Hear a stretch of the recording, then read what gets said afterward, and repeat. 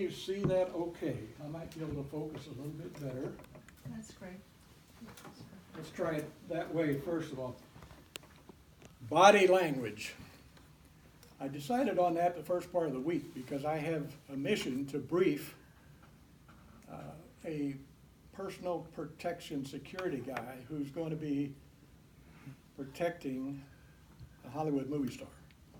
And I have to put together a 2-day presentation. This is just part of it, 6 minutes of it. So I started putting this together on body language. So it might be oriented a little bit towards security, in other words, what to look for, but it applies to Toastmasters, I guarantee you. I saw some things on the break I'll probably bring up as to body language. Now, first big thing is that 65% of our communications is nonverbal. In other words, body language. Whether you have control of it or not, body language.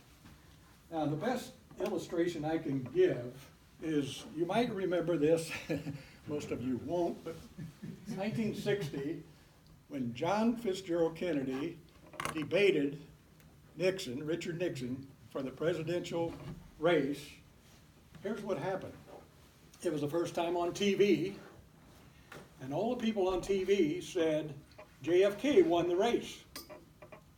They watched TV, they saw it, no question about it. 80% said Kennedy won. But those people listening to the radio, including me, I listened to Nixon, and 80% of the people said Nixon won. How can that be? How can each of them win? Well, what happened was body language. When JFK was up there, he was nice, trim, didn't sweat. He answered all the questions. He was funny. Nixon, on the other hand, you can see right here, somewhat defensive. And he was sweating. Some people say it was a conspiracy, the people who put the makeup on. But now, speaking of the folded arms, I'm going to tell you right now, that's a myth. There's a scientific word for that it's supposed to be defensive, and you cut your, the scientific word is crap. It sometimes means basically cuddling yourself, holding yourself. On the break, I saw people do it. Candy was like this, and that was not a defensive mood. No, it was friendly. You were having such a good time. I had a great time. You were just kind of cuddling yourself. I mean, that's just natural. Another thing we do is we bite our lips. Why do we bite our lips? Why do we bite our cheeks? Because we can't suck our thumb. You know, we're too old for that. But that's the truth. Evolutionary times said we still need that cuddling, we still need that comfort, we still need to settle ourselves down, and that's one way of doing it. Now, here's one of the best ones. I love this one. You can't quite see it, but right in here, this little muscle wrinkles up. You do it about 20 to 40 times a day. Somebody say, you want to go have a pizza sandwich? No. Okay, look at that. Do you want to, are you going to get your job? No. So there it is. I wish it would show up a little better. Sorry about that. There's another thing to look for in body language. No lips. You see this oftentimes before Congress, when they're testifying before Congress, because they don't want to tell you what's going on. Their lips are sealed. In fact, when they asked President Clinton about Monica Lewinsky, he has no upper lip. Where did it go? All right, so this one has a lot of body language to it, but the one I want to emphasize is where the mouth kind of goes, eh. What does that mean? It means I don't quite agree with you. Matter of fact, I think you're wrong. And matter of fact, I have an alternative. This all goes in the brain, of course, going on in the brain. So when you see the mouth going a little bit this way, now sometimes it's very subtle, like this.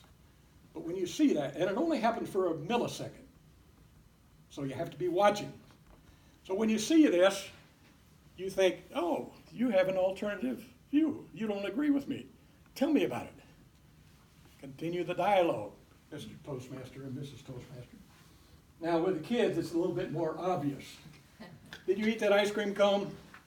Well, look at him. He not only goes sideways here with parsed lips, he also closes his eye as he cogitates. Is he going to tell on his brother, or is he going to do it, So here's another thing. We just do this. We don't have any control over a lot of these body language movements and behavior because they just come with a system that we got. This particular one, they're covering the notch up here with the suprasternal notch, and you just kind of like, oop, I'm in danger. Oh, that guy's coming again. You do it naturally. You don't know that you do it, but you do it. So this is something you want to look for in body language. Why? Because when we became bipedal and we came across the savanna top, we were kind of aware that that big lions and tigers and animals would come in to get our neck. And that's a carryover. It's an involuntary thing. We don't know anything about it. It happens. When you close your eyes like that, I'll come to that in just a minute. Closing the mouth. Now what happened here, I'll tell you in just a minute, but here you have 3 different cultures, 3 different races, 3 different women, and look what they're doing. Putting their hand over their mouth, John. And why? Because they're not quite believing what they are hearing.